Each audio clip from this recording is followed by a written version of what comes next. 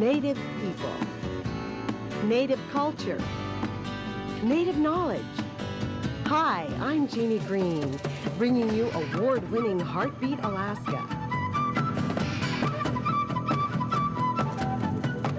Bringing you national and international Native news, this is award-winning Heartbeat Alaska, the premier Native voice in Native programming. There's a heartbeat, louder than thunder,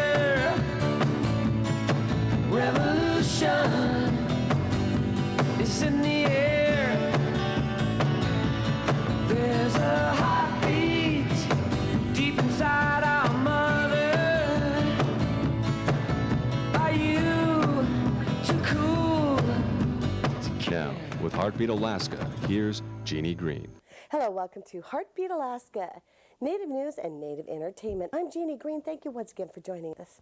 Today we have a real special program. It's called Native Reigns, R-E-I-G-N-S, a program sent to us from Lame Deer, Montana, from producer Ken Bisonette. The Northern Cheyenne youth are combating alcohol and drug abuse through structured programs. We'll see that program later on. Here's John Active with Native news across the country. I'll be back.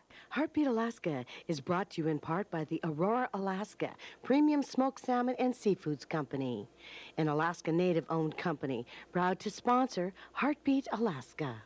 And by Ute Air Alaska, official airlines of Heartbeat Alaska. Ute Air Alaska, taking you home.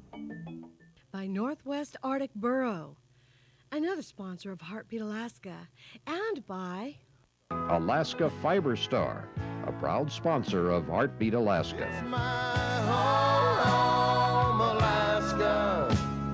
Alaska's where I call my home.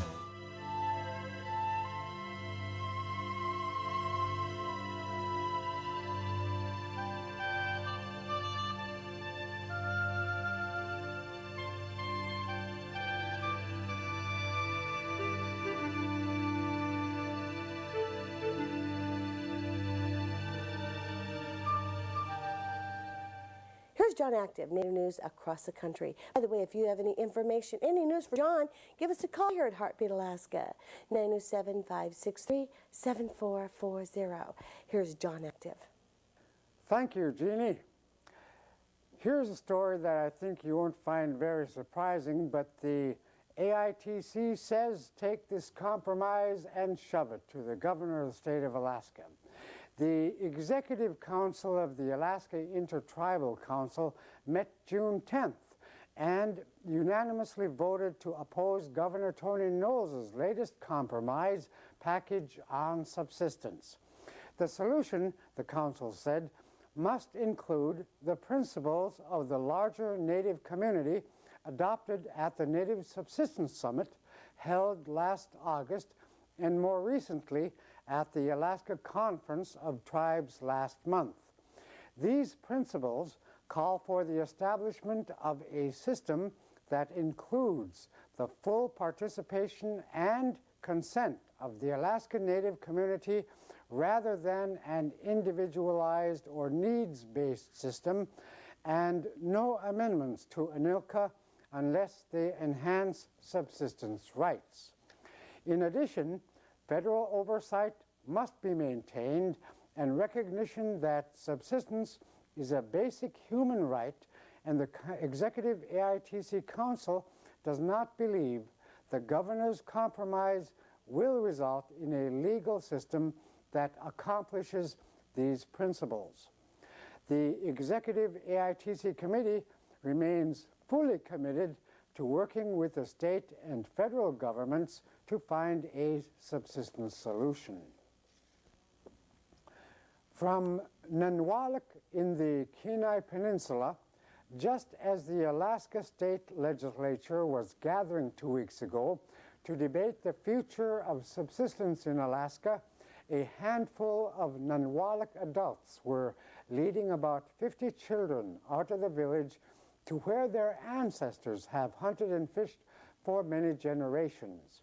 The adults brought the children to Dogfish Bay to expose them to a way of life too easily missed amid the television and other modern distractions.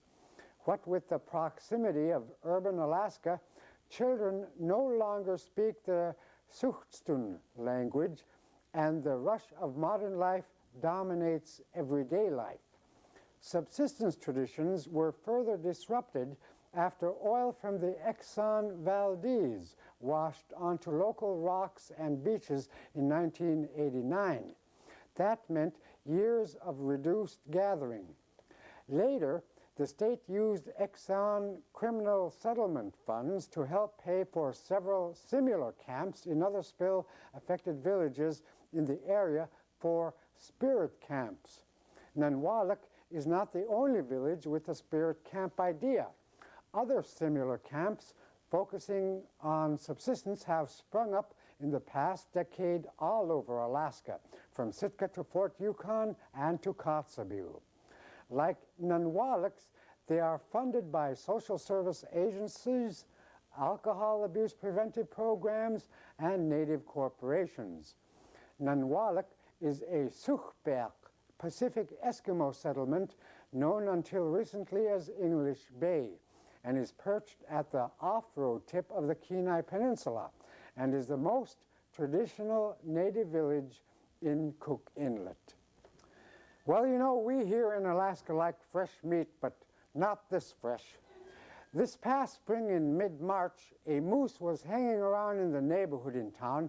The young moose was trying to get from one side of town to the other, but couldn't find a way. Someone then called the Fish and Wildlife Protection Agency, a division of the Alaska State Troopers, to complain. A couple of troopers came around and tried to chase the moose away, but it wouldn't budge.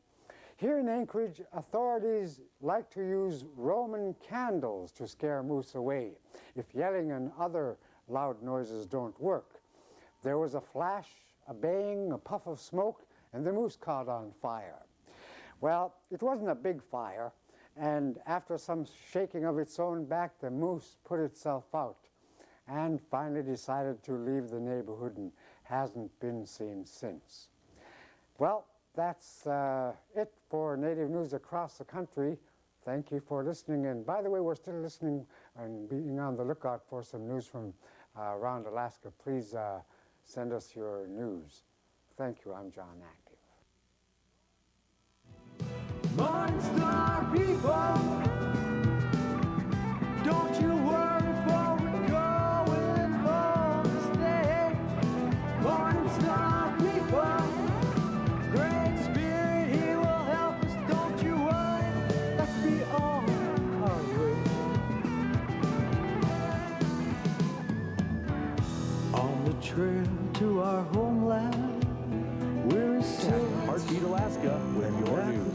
Heartbeat Alaska, 5861 Arctic Boulevard, Unit B, Anchorage, Alaska, 99518. That's Heartbeat Alaska, 5861 Arctic Boulevard, Unit B, Anchorage, Alaska, 99518. Or give us a call at 1-907-563-7440 or fax us at 1-907-563-9309. Heartbeat Alaska, your news is our news.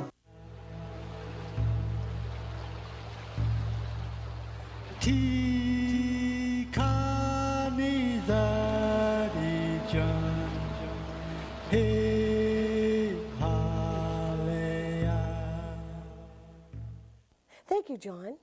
Ken Bisonette from Lame Deer, Montana, brings us Native Rains, a program of how the Northern Cheyenne are attacking alcohol and drug abuse, a story about the Native youth.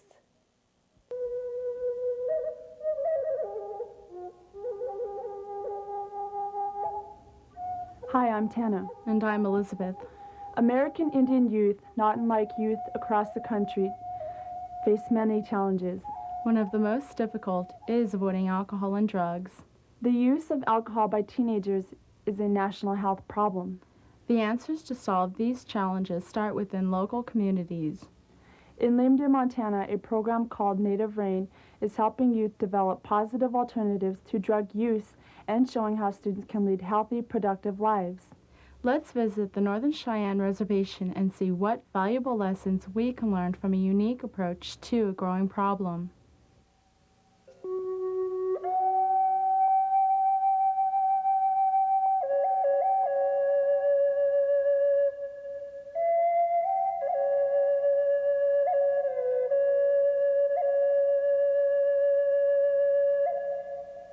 This is Lame Deer, Montana, setting in the heartland of the Northern Cheyenne Reservation.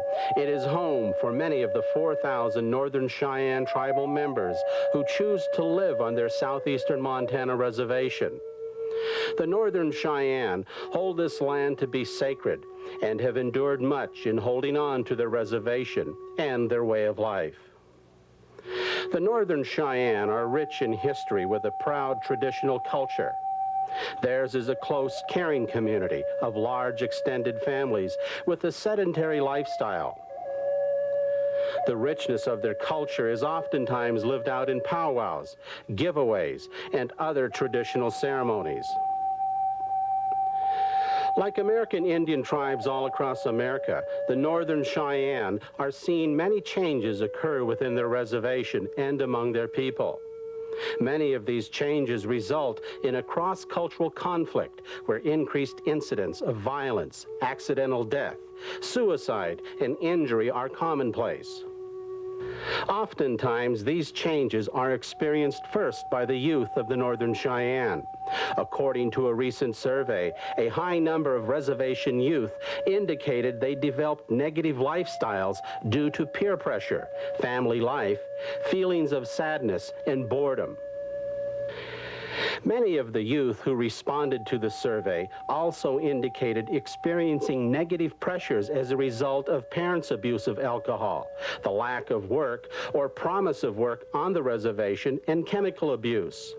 Adding to these pressures, many tribal families live below the national poverty level.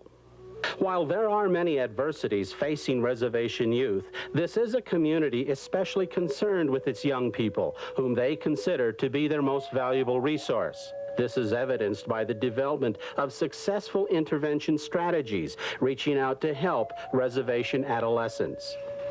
One program helping reservation youth develop positive lifestyles is the Adolescent Health Center. The Adolescent Health Center functions as a prevention and education program within the framework of the Northern Cheyenne Tribal Board of Health.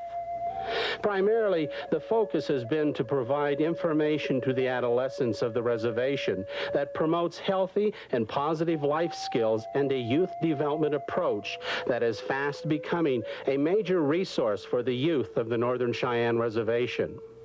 The Teen Center, as it's called by the many kids who use the facility, has experienced significant success over the past 3 years, and presently there is a growing number of youth who are involved with the program and who are reaching into the community and are helping others experience pride in their heritage and their homeland.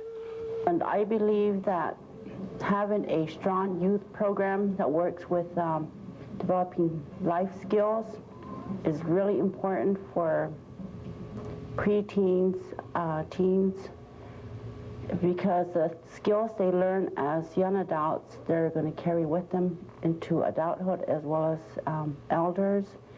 I think one of the most important things is making choices, and those choices have to be reducing the factors that place youth at risk for alcohol use, and to enhance the factors that protect and bolster the resilience of vulnerable youth is what the Teen Center is all about.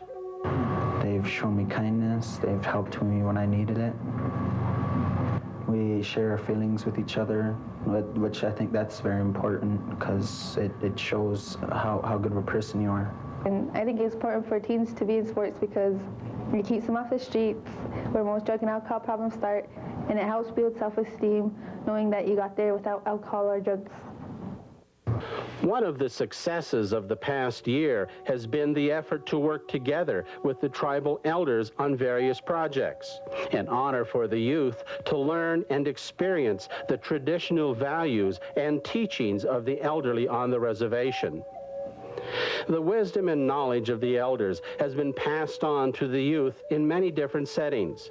As the young people have grown in self-worth and pride in their native heritage, they have come to respect the teachings and the wisdom that the older generation is willing to pass on to them. Native Rain functions as a mentoring group under the direction of the Adolescents Health Center within the framework of the Northern Cheyenne Tribal Health Department.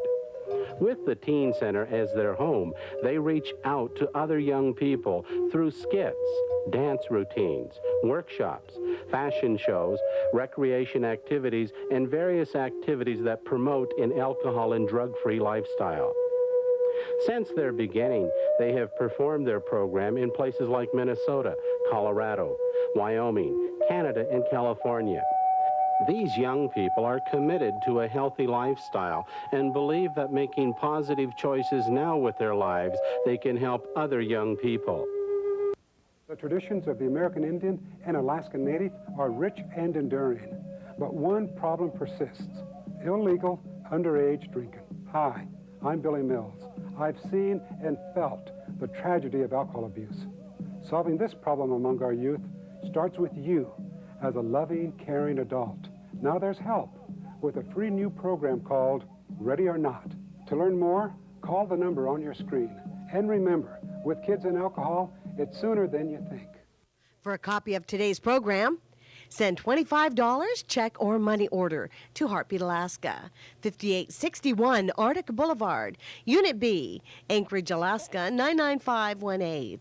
Give us a call, 907-563-7440.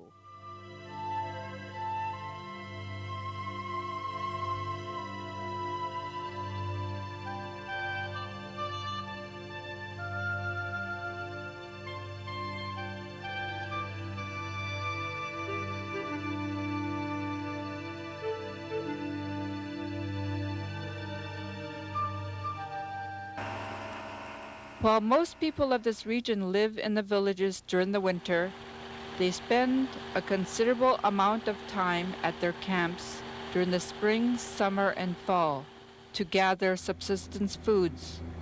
These camps are close to the resources: the fish, the birds, the moose, the caribou, and the marine mammals. Many families have more than one camp. Each one is used for the subsistence resource available at that place and season. These camps are an important part of our native culture. They are a place where family gather together, a place where culture, tradition, and knowledge are passed from one generation to the next. We put away fish for all the relatives, send them to dye meat, teller. We have a lot of relatives, so we have to catch a lot of fish. But everybody's happy with all the fish they get. Families work together in every aspect of subsistence living, from the elders down to the youth.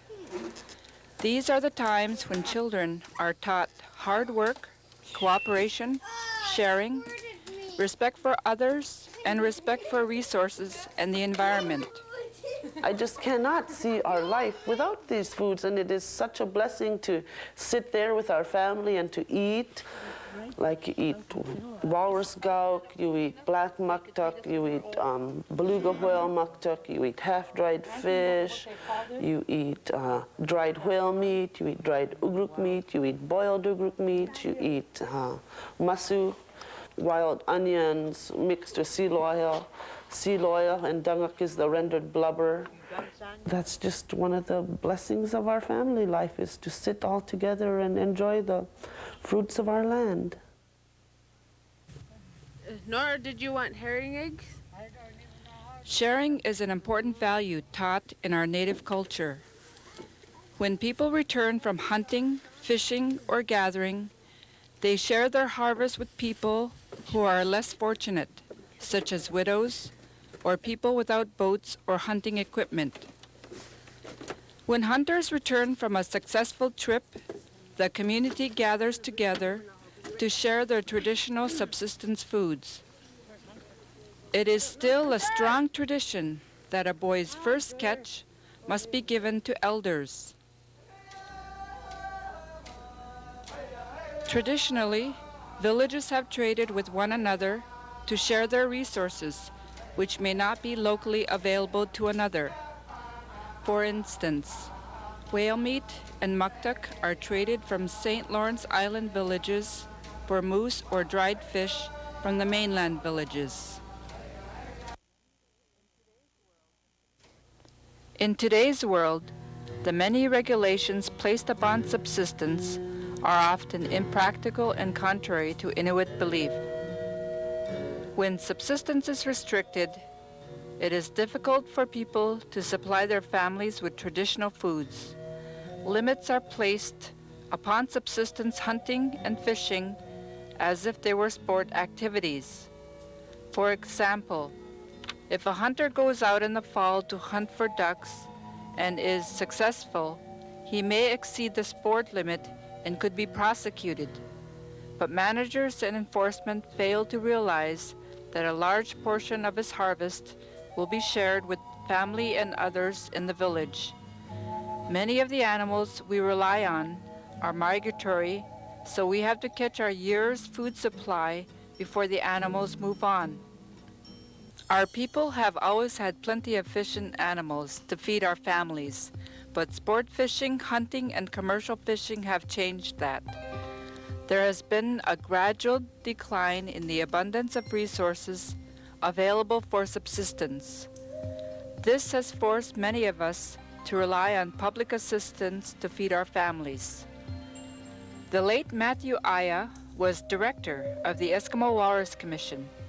He dedicated his life to advocating and fighting for our people's subsistence lifestyle. Matthew Aya's words are as true today as they were when he spoke them in 1992. The Alaska Native community must set a long-term goal of getting our inherent right to subsistence reinstated unequivocally. We are at an extremely critical crossroads in our existence as Native peoples. How we choose to address these fundamental problems that threaten our survival as distinct people will determine whether we succeed in protecting our lifestyle, livelihood, and way of life for generations to come. Any more compromise is an unacceptable loss. We're all on a big planet. It actually is a small ship, so we can live together.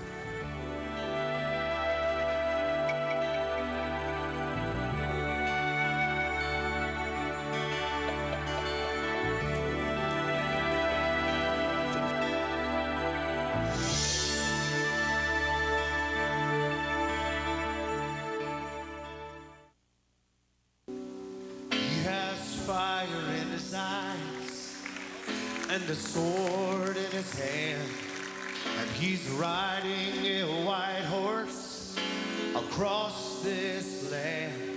He has fire in his eyes and a sword in his hand. He's riding a white horse all across this land, and he's calling out to you and me. You ride with me, and we say yes, Lord.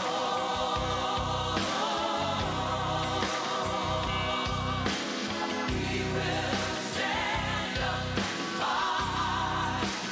We will ride with the armies of heaven. We're gonna be dressed in white.